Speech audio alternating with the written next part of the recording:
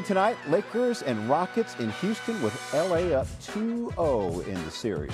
Let's talk about it with NBA reporter Dave McMenamin. Dave, Rockets down 0-2 and Kevin Durant could be out with another injury. What more can you tell us? Yeah, Jay, he missed game one with a sore right knee. He's still not fully over that knee injury, but in game two, I'm told in the second half, he tweaked his left ankle. So he's questionable going into tonight. Now, he was in the building for shoot around, but we imagine this to be another game time decision type of situation like he was in game one when he couldn't go, when he was in game two when he decided he could go. But clearly it affected him in the second half of game two. He had 20 points at halftime, only went 1 for 5 after halftime, had 5 turnovers, and the Lakers were able to grab control of that series with their defensive intensity. All right, we'll keep an eye on that. As for the Lakers, they could be getting Austin Reaves back tonight. What's the latest on this? Yeah, today marks 3 weeks and 1 day since Austin Reaves suffered that left oblique strain April 2nd against the Oklahoma City Thunder. I'm told he's been working his butt off behind the scenes to try to get back to this space where he could potentially go. Now, obviously, the Lakers have house money right now. They're up 2-0 in the series. They don't necessarily need him to play tonight, but I'm told the Lakers look at the Rockets right now as they're going to be as vulnerable as they see them all series long. They've lost 2 in a row, and obviously if you go up 3-0, you're basically putting the clamps down and starting to think about the second round. And so, you know, this could be a situation like Austin Reaves went through when he missed all of January with a calf strain. When he came back, he was coming off the bench for a few games before he came back to the starting lineup. As for Luka Doncic, who also went out April 2nd against OKC, he was back on the practice floor doing some light shooting, very controlled movement on Thursday, but he is still remains out for Game 3 tonight in Houston. That is Dave McMenamin with the very latest. Dave, thank you so much. Knicks-Hawks Game 3 in Atlanta last night. Series tied at 1, 24 seconds to go. Knicks up 1. Jalen Brunson with a drive. Tough shot. He's going to put it up. That's an air ball. Shot clock violation. Hawks get the ball. 16 seconds on the clock. Still a 1-point game. C.J. McCollum. Step back, got it. Clutch shot from him. He was 5 for 7 from the line, so he also made his free throws. Hawks go up 1. 9 seconds left. Knicks down 1. Final possession. Josh Hart to Brunson. Brunson driving baseline. I don't know what that play was. Hawks now have the ball, and this game is over. 109-108 Atlanta. Watch it again. Atlanta up 2-1 in the series. Here's Jalen Brunson after the game with reporters. Jalen, obviously a tough loss. Can you walk us through what you, I guess, saw in the last 2 possessions there down the stretch?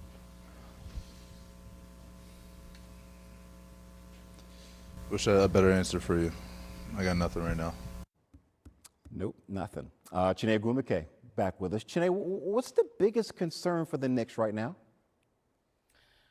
Jay, the New York Knicks need to remember what our moms told us growing up. You remember, Jay, you play with fire, you get burned. You touch that stove, you gonna feel the heat. Well, they've been playing with fire, especially late in games. They feel comfortable. Oh, it's okay, let our lead is dwindling, or that we even never led this game.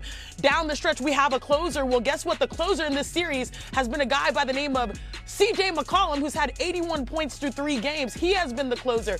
Multitude of issues, multitude of red flags for the New York Knicks, including not exploiting their mismatches down the stretch. How are you going to let Jonathan Kuminga guard Karl Anthony Towns down the stretch and not run offense and have Karl Anthony Towns punish him on the block? And then on top of that, if you think about it, Mikal Bridges had this many points. His first ever postseason game with this many points.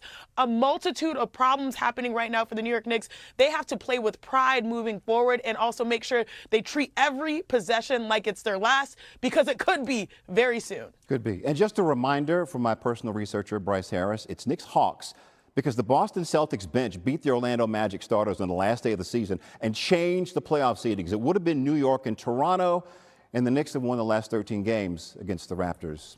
Matchup thing. I'm just saying. Also, last night, Chiney, the Timberwolves beat the Nuggets 113-96 in Game 3 to take a 2-1 series there. What's been the story of this series so far? It has been yes, from the Frenchman. Yes, his play has been sensational. It's been phenomenal. You have a 4-time Defensive Player of the Year going up against a 3-time MVP. And right now, defense is the reason why you're winning games. Give plenty of credit to Rudy Gobert for limiting Nikola Jokic. So far in this series, while Rudy Gobert is guarding him, he is shooting Jokic 13 for 40 from the field and 4 of 19 from 3. And the reason why I love Gobert's defense is that you don't have to send a double team. Typically, the gravitational pull that Jokic has surrounded by the shooters means you have to throw everybody and your mama and your kitchen sink at that MVP. But instead, he's so good defensively that you can have him in single coverage. So the Timberwolves have full control right now, playing at home in the series, and it's largely due to the defensive effort of Rudy Gobert. Just imagine us throwing our mamas in the kitchen sink. No. We don't want to really do this. It's just metaphorically, okay? Like everybody and their mama, and then also the kitchen sink, metaphorically. I love my mama. I love my mama. Me too. The NBA playoffs and the Spurs and Blazers tied at 1 game apiece as their series shifts to Portland for tonight's Game 3. The big question, of course, is will Victor Wembanyama play? He's questionable after suffering a concussion on Tuesday night. Wemby did travel with the team and, according to Coach Mitch Johnson, is progressing through the NBA's concussion protocol. NBA writer Michael C. Wright with us now from Spurs practice. Michael, what can you tell us about Wemby's status for tonight? Well, I can just tell you right now he's officially listed as questionable, and that's sort of it's a positive indication that Victor is progressing through the concussion protocol the way that they want him to. Now, right over here, the Spurs are taking part in shoot around, and they haven't opened it up yet. So here in a few minutes, we should be able to see if Victor is actually on the floor with his team. But look, the league protocol is a straightforward thing. The concussion protocol is a straightforward thing. He's going to have to pass a bunch of benchmarks and different tests that are administered between the team's medical staff and the league. And then once that all happens, he's still got to get clearance. And I was told by someone within the organization that he's got to feel comfortable, the team has to feel comfortable, and the doctors have to feel comfortable about putting him back out there. So it's a step-by-step process, and he is progressing nicely.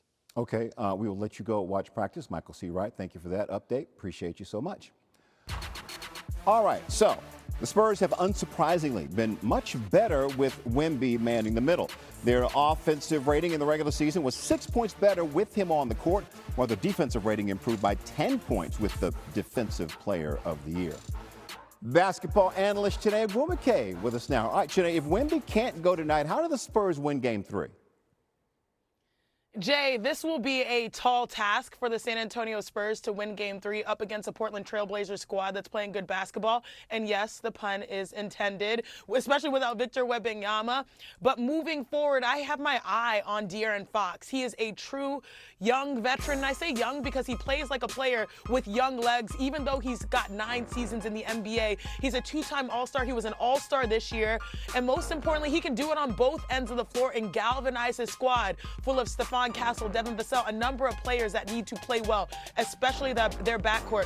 Don't sleep on the fact that he was the 2023, I believe, Clutch Player of the Year. Don't sleep on the fact that he has led the NBA 1 year in steals. And most importantly, don't sleep on the fact that he went toe-to-toe versus Steph Curry and the Golden State Warriors when he was a member of the Sacramento Kings. So look to him to lead right now, especially this young backcourt. Just don't sleep. Don't sleep at all, because there are too many facts. Yeah, don't sleep at all. You don't want to sleep. Nope. Much more with Chiney in a bit on last night's Game 3. Chiney, thank you very much. Chiney's not going to sleep. Neither of us will sleep. Still ahead on sports.